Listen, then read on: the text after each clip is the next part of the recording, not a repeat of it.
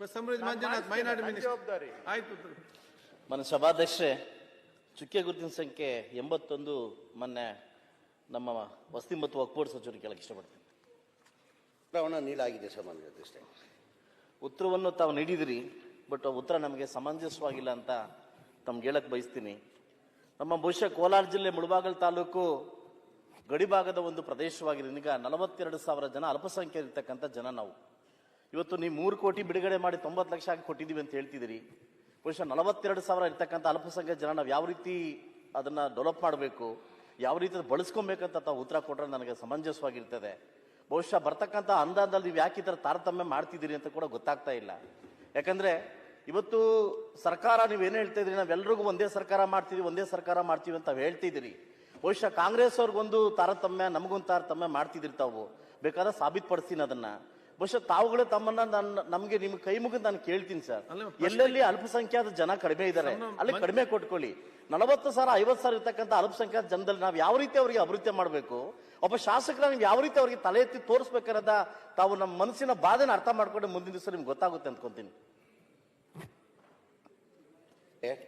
ಏನು ಸದಸ್ಯರು ಕೇಳಿರೋ ಪ್ರಶ್ನೆ, ಟೋಟಲ್ ಅನುದಾನ ಎಷ್ಟು 23-24 ಅಲ್ಪಸಂಖ್ಯಾತರ ಕಾಲೇಜಿಗೆ ಎಷ್ಟು ಅನುದಾನ ಹಣ ಸ್ಯಾಂಕ್ಷನ್ ಮಾಡಿದೆ ಸರ್ಕಾರ ಅಂತ ಕೇಳಿದರೆ, ಈ 2023-24 1882 ಕೋಟಿ ಸ್ಯಾಂಕ್ಷನ್ ಮಾಡಿದ್ದಾರೆ. ಅದ್ರಲ್ಲಿ ಏನಾಗಿದೆ ಸದಸ್ಯರೇ, ಎಲ್ಲ ಈಗ ಏನಾಗಿದೆ, ಅಲ್ಪಸಂಖ್ಯಾತರು ಎಲ್ಲಿ ಹೆಚ್ಚಿನ ಸಂಖ್ಯೆಯಲ್ಲಿದ್ದರೆ ಅಲ್ಲಿ ಅನುದಾನ ಕೊಡಬೇಕು. ತಾವು 10 ಕೋಟಿ ಪ್ರಪೋಸಲ್ ಕೊಟ್ಟಿದ್ರೆ ಅದರಲ್ಲಿ 3 ಕೋಟಿ ತಂದು ಕೊಟ್ಟಿದ್ದೀವಿ ನಾವು. ಈಗ ಬೇರೆ ಬೇರೆ ಕಡೆ ಈಗ ಹೆಚ್ಚಿನ ಸಂಖ್ಯೆ ತಾವು ಹೇಳ್ತಾ ಇದ್ದೀರಿ. ನನ್ನ ಅನಿಸಿಕೆ ಮುಲ್ಬಾರಗಲಲ್ಲಿ 22,000 ಇಂದ 23,000 ಮೇಲೆ ಇಲ್ಲ. ನಾವೇನು ಮಾಡ್ತೀವಿ ಜನಸಂಖ್ಯೆಯಲ್ಲಿ, ನಾನು ಹೇಳ್ತೀನಿ ಆಮೇಲೆ ನೀವು ಮಾತಾಡಿ, ನೀವು 30,000 ಇರ್ಬೋದು ತಿಳ್ಕೊಳ್ಳಿ. ನಾವೇನು ಮಾಡ್ತೀವಿ, ಕೋಲಾರ ಡಿಸ್ಟಿಕ್ಗೆ ನಾವು 30 ಕೋಟಿ ಅನುದಾನ ಕೊಟ್ಟಿದ್ದೀವಿ. ಎಲ್ಲ ತಾಲೂಕುವಾರು 31 ಕೋಟಿ ಕೊಟ್ಟಿದ್ದೀವಿ. ತಾವು ಕೇಳಿದ್ದೀರಿ 10 ಕೋಟಿ ಕೇಳಿದ್ವಿ, 3 ಕೋಟಿ ಕೊಟ್ಟಿದ್ದೀವಿ. ಅಲ್ಪಸಂಖ್ಯಾತರು ಎಲ್ಲಿದ್ದಾರೆ, ಜಾಸ್ತಿ ಎಲ್ಲಿ ಕೆಲಸ ಆಗಬೇಕಾದ್ರೆ ಅತ್ಲಾ ಕಡೆ ಏನು ಮಾಡ್ತಿದ್ವಿ ನಾವು ಅನುದಾನ ಕೊಡ್ತೇವೆ. ಉದಾಹರಣೆ, ಈಗ ನಮ್ಮ ಪುಲಿಕೇಶಿ ನಗರ್ ಅಲ್ಲಿ ಮುಸ್ಲಿಂ ಅಲ್ಪಸಂಖ್ಯಾತರು 1,20,000 ಇದ್ದಾರೆ. ಸರ್ವೋದಯ ಕಾನ್ಸ್ಟಿಟ್ಯೂನ್ಸಿಯಲ್ಲಿ ಅಲ್ಲಿ ಅಲ್ಪಸಂಖ್ಯಾತರು 1,40,000 ಇದ್ದಾರೆ. ಹಾಗಾಗಿ ಹೆಬ್ಬಾಳ ಉದಾಹರಣೆ ಕೊಡ್ತಾ ಇರ್ತೀವಿ. ಆ ಥರ ನಾವು ಜನಸಂಖ್ಯೆ ಎಲ್ಲೆಲ್ಲಿ ಜಾಸ್ತಿ ಇದೆ ಅವ್ರಿಗೆಲ್ಲರೂ 5 ಕೋಟಿ 1,000 ಕೊಟ್ಟಿದ್ದು ಎಲ್ಲರಿಗೂ ಎಲ್ಲಿ ಕೊಡಕ್ಕೆ ಸಾಧ್ಯ? ಈಗ 224 ಕ್ಷೇತ್ರ ಬರ್ತದೆ. 220 ಕ್ಷೇತ್ರದಲ್ಲಿ ಎಲ್ಲರೂ ವಂಚಿತಾನೆ ಕೊಡ್ಬೇಕು ನಾನು. ಹಾಗಾಗಿ ಎಲ್ಲರಿಗೂ 5 ಕೋಟಿ ಎಲ್ಲಿ ಜಾಸ್ತಿ ಇದಾರಲ್ಲ 5 ಕೋಟಿ ಕೊಟ್ಟಿದ್ದೀನಿ. ಸರ್ ಮಂತ್ರಿಗಳೇ, 60 ಕೋಟಿ ಕೊಟ್ಟಿದ್ದೀನಿ. ಇನ್ನು ಅನುದಾನ ಫೆಬ್ರವರಿಯಲ್ಲಿ ಬರ್ತದೆ. ಫೆಬ್ರವರಿಯಲ್ಲಿ ಬಂದ್ರೆ ನಿಮ್ಗೆ ಹೆಚ್ಚಿನ ಅನುದಾನ.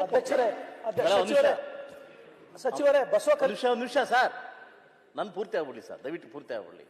ಅಮಾರ ಜಮೀರ್ ಬೈ, ಅಮಾರ ಜಮೀರ್ ಬೈ,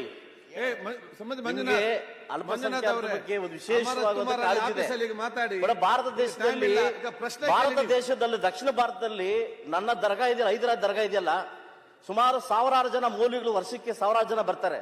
ಒಂದು ಸರಿ ನೀವೇನಾದ್ರೂ ಬಂದಲ್ಲಿ ನೋಡಿದ್ರೆ ಬಹುಶಃ ನಮ್ಮ ಪರಿಸ್ಥಿತಿ ನಿಮ್ಗೆ ಅರ್ಥ ಆಗ್ತದೆ. ನಾವು ಅಲ್ಪಸಂಖ್ಯಾತ ಅಭಿವೃದ್ಧಿ ಆಗ್ಬೇಕಾದ್ರೆ ದಯವಿಟ್ಟು ತಾರತಮ್ಯ ಮಾಡಕ್ ಹೋಗ್ಬೇಡಿ. ದಯವಿಟ್ಟು ನಾನು 23-24 ಸಾಲ 10 ಕೋಟಿ ಕೇಳಿದ್ದು ನಿಮ್ಮನ್ನ, ಬರೀ ಇದ್ರಲ್ಲಿ ಕೇಳಿಲ್ಲ. 23-24 ಸಾಲ 10 ಕೋಟಿ ಕೇಳಿದ್ದು. ನೀವು 24-25 ಬರೀ 3 ಕೋಟಿ ಕೊಟ್ಟು ನೀವು ಅಷ್ಟೇ ಅಂತ ಹೇಳ್ತಾ ಇದ್ದೀರಾ. ದಯವಿಟ್ಟು ನಾವು ಗಡಿ ಭಾಗದವ್ರು ದಯವಿಟ್ಟು ಅನ್ಯಾಯ ಮಾಡಕ್ ಹೋಗ್ಬೇಡಿ. ಖಂಡಿತ ತಾವು ಸದಸ್ಯರು ತಾವು ಏನಂತಿದ್ರ, ನನ್ನಲ್ಲಿ ಒಂದು ದರ್ಗಾ ಇದೆಯಾ ಅಂತ ಟೂರಿಸ್ಟ್ ಜಾಸ್ತಿ ಬರ್ತಾರೆ ಅಂತ ಹೇಳ್ತಾ ಇದ್ರ. ಅದಕ್ಕೆ ಬೇರೆ ಇದ್ದಲ್ಲಿ ಕೊಡಕ್ಕಾಗಲ್ಲ. ಇದು ಡೆವಲಪ್ಮೆಂಟ್ ಕಾಲೋನೀಸ್. ಇದು ದರ್ಗಾಗೆ ಸಪ್ರೇಟ್ ಇದೆ. ಒಬ್ಬರು ಪ್ರಪೋಸಲ್ ಕೊಡಿ, ಎಷ್ಟು ಬೇಕಾದ ಅನುದಾನ ಕೊಡ್ತೀನಿ ನಾನು. ಆಮೇಲೆ ಬರೋ ವರ್ಷದಲ್ಲಿ ಫೆಬ್ರವರಿ ಆದ್ಮೇಲೆ ಬಜೆಟ್ ಆದ್ಮೇಲೆ ನಿಮ್ಗೆ ಎಷ್ಟು ಅನುದಾನ ಕೊಡ್ತೀನಿ ನಾನು. Okay, good. Prabhu B Chavan.